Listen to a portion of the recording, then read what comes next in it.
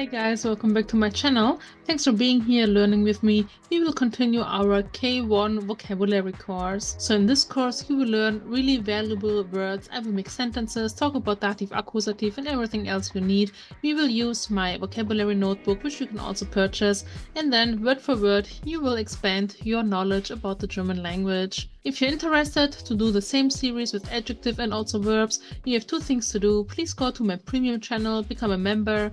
Thanks in advance, and then let me know if you're interested in this series also, because yesterday I had some stomach pain. I thought of our word today, which is der Schmerz, the pain, and you will see what other words KI is giving us to learn. Wer einmal lügt, dem glaubt man nicht, und wenn auch die Wahrheit spricht. Maybe you know this one. Okay, first we have to open our vocabulary notebook. You will find it in the descriptions. There's a link. It's really cheap, almost symbolical price. And here we will collect our words. So the first one will be our main word. We go to S. I have the letter on the left side. Schmerz, of course, means pain. And we have also a plural of Schmerz, which is Schmerzen. So let's say we want to say the most typical thing. Ich habe Schmerzen. Yeah, we say it in plural. It's more general like this. We could also say, ich habe einen Schmerz. Yeah, if it will be singular, it makes more sense to make it indefinite.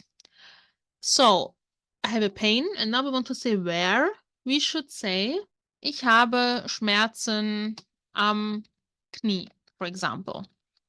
I have pains, or in English, I have a pain on my knee, am Knie. Same with the singular option. Yeah, ich habe einen Schmerz am Knie. And as you can see, both options are accusative, so we make our little cross here. Another expression, maybe I can feel your pain. Yeah, ich fühle deinen Schmerz. And here we have to change it a little bit at the end, because we have to say, ich fühle deinen Schmerzen. The ending with an is a little difficult to explain. You can also say, ich fühle deinen Schmerz. It's okay. It's understandable. Some people might correct you. Some people don't. It depends how we use it. Both options are fine. And this is also accusative. Okay, let's go to the next one. We go to a neutral word. We go to our green area. And we have Herz. Das Herz. Of course, meaning the heart. The plural of Herz is Herzen. Example sentence, der Arzt untersuchte ihr Herz. The doctor checked her heart. Ihr Herz ist Akkusativ. Etwas untersuchen. And let's find something with dative maybe. Let me think. Wir sollten alle mehr mit dem Herzen denken. We all should think more with the heart. Again, here you can say Herz or Herzen. I would say Herzen. Ja, wir sollten alle mehr mit dem Herzen denken. Mit needs definitely a dative object. Therefore, the second one is a dative example. And I also want to give you one in nominative maybe. Let's see. I wrote it here on the third line. Ihr Herz ist gesund und kräftig. Just wanted to give you a sentence where we have a nominative, because accusative and dative is not the only possible case we can use. Yeah, let's go to the next one. Another neutral one is das Vergnügen. Vergnügen could mean pleasure. Yeah, ich habe das Vergnügen and so on. I have the pleasure to meet you or whatever. But it can also mean enjoyment, depends how you use it. The plural of Vergnügen is the same, das Vergnügen and die Vergnügen. Typical sentence, ich wünsche Ihnen viel Vergnügen. And then you can also add during the movie or whatever, beim Film. We don't have to say it, yeah? But we can. Viel Vergnügen here is accusative. If someone asks for your help and you say, of course, with great pleasure, I will do this or help you, you can say, mit dem größten Vergnügen. Like this. Yeah, it's a great pleasure or the biggest pleasure to help you maybe. This is dative. Don't say it too often if someone asks you for help. It's a little fancy, right? It sounds almost sarcastic if you say it in a way that is a little bit too much. And the last one, erst die Arbeit Dann das Vergnügen. This is a typical German saying. It means first comes the work, the labor, then comes the fun, the pleasure, the enjoyment, yeah? So Vergnügen here means more fun. And here they have the function of Nominativ, yeah? Die Arbeit kommt erst, das Vergnügen kommt dann, yeah? So they're both Nominativ. Okay, great. Let's go to the next one. Okay, we go to our female section and we go to W and we learn die Wut. Die Wut, meaning the anger, and it's female. We don't have a plural. We don't say die Wute or something like this, yeah? So no plural necessary. Anger is anger. Er verspürt immer so eine oder eine große Wut. Verspüren is almost like spüren, to feel, but it's a little different. It means more that the feeling is coming all over you. It's more intense than spüren. So he feels always a big anger. This is Akkusativ, ja? Also eine große Wut ist Akkusativ. Ich habe so eine Wut auf ihn. This is a typical saying, means I'm angry with him. Of course, you can use angry as an adjective, wütend, for example. But you can also say it like this, and you will also see it like this, maybe. I have an anger on him, so to speak, ja? Eine Wut auf jemanden haben, also Akkusativ. Okay, let's go to the next one. We stay in the female section and we go to Lust. Die Lust. Translation, of course, is the lust. And it can also mean to be in the mood for something. I will explain this in a second. So, for example, if you say it like lust, like a sensual lust or some urge, for example, if you read, I don't know, vampire books and someone has bloodthirst or murder lust or stuff like this, we can say the lust, the urge to kill, right? If it's like a vampire or whatever, for example, yeah, die Mörderlust. So this is more of the physical urge to do something, to have the lust. But more commonly is to use it for to have the mood to really want something. If you want to say lust, as the example I gave it to you here, you have to say the plural Lüste. Die Lust, die Lüste. But why do I make a big deal out of this? Because if you want to say, I'm not in the mood to go to the cinema or something, then you don't use a plural whatsoever. You can't use it. Yeah, this is why I made this distinction. Lüste, we say it super rarely. How often do you talk about the urge to be with someone or to do something to someone, or I don't know, this kind of urges, right? So let's write here selten, which means we use it really rare. More commonly, we would say, hast du Lust, ins Kino zu gehen? Yeah? Are you in the mood? Do you want to go to the cinema? And again, if you have haben, we know the Lust is our accusative object. Yeah, we can make the cross here.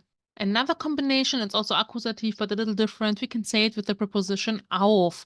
Ich habe Lust auf Pizza. I am in the mood for pizza. Yeah, like this. Not too difficult if you know that you don't have to say an article, because some nouns just don't need it. We have learned many by now, like music or water and stuff like this, yeah? So this grammar is a little tricky.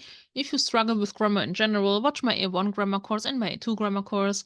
B1 grammar is on my premium account, and you will learn also the Grammarly aspects behind the scenes, so to say. Another one I will give you with the second meaning, with this kind of Lust. We can say, Schwangere haben oft seltsame Lüste. This is really old-fashioned and it sounds a little strange, but I wanted to give you this example. Like pregnant women, pregnant people often have strange desires, yeah, strange urges. Another word for Lüste in this context would also be Gelüste, if you want to look it up. Okay, let's go to the next one. Next one is also female. It starts with A, and it is die Angst. Die Angst is easy one, easy to translate. It's the fear. Plural, die Ängste. Okay, a typical saying would be, hat Angst. Er hat Angst vor großen Spinnen. For example, he is afraid of big spiders. So please remember the combination vor comes in combination with Angst haben, to be afraid of. In English, of, in German, vor. And it is dative. The preposition for needs dative. Asking what are you afraid of would be, this is B1 grammar by the way, wovor hast du Angst? What are you afraid of? Wovor?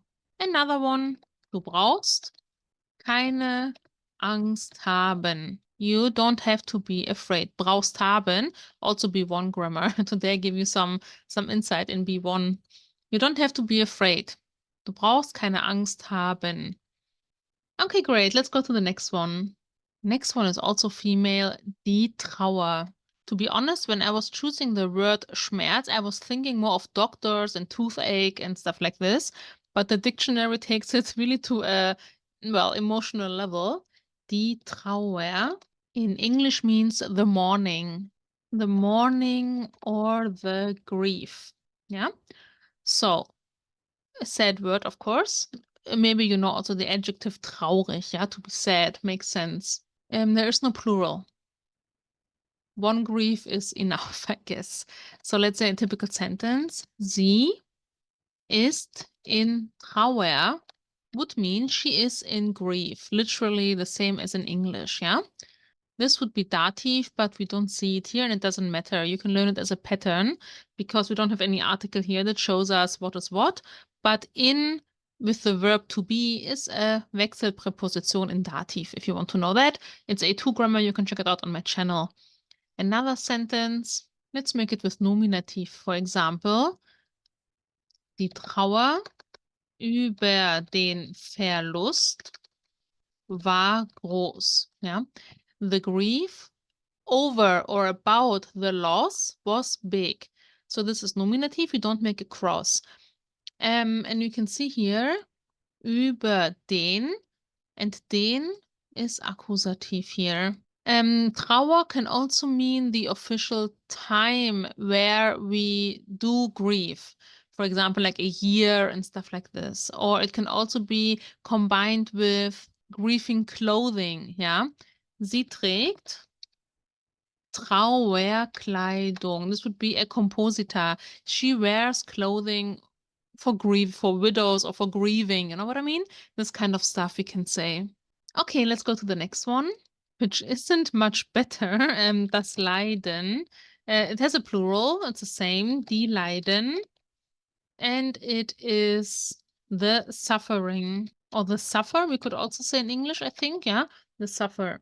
Genau, I want to give you a book recommendation. Die Leiden des jungen Werther is a really famous book by Goethe.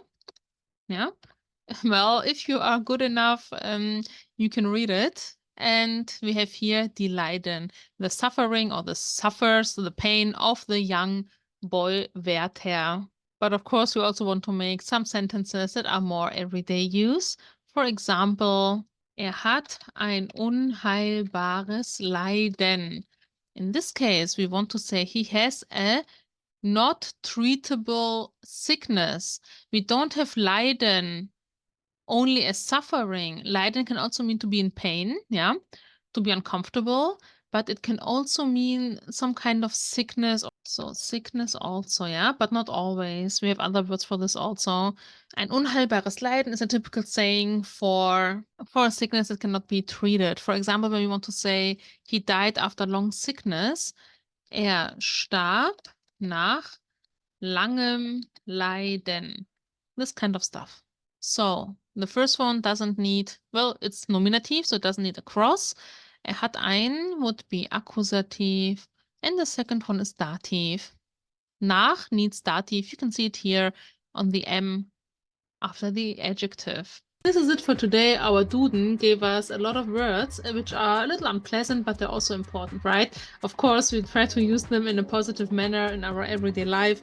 But once in a while, we have to say something negative also. Thanks for being here, learning with me. Go to my premium, go to my other series. Look around, learn German here. You will learn it, I'm sure. Leave your feedback, your love, your comment. I really appreciate this also because this is a lot of work and I'm all by myself. I will see you the latest next week again. Bye.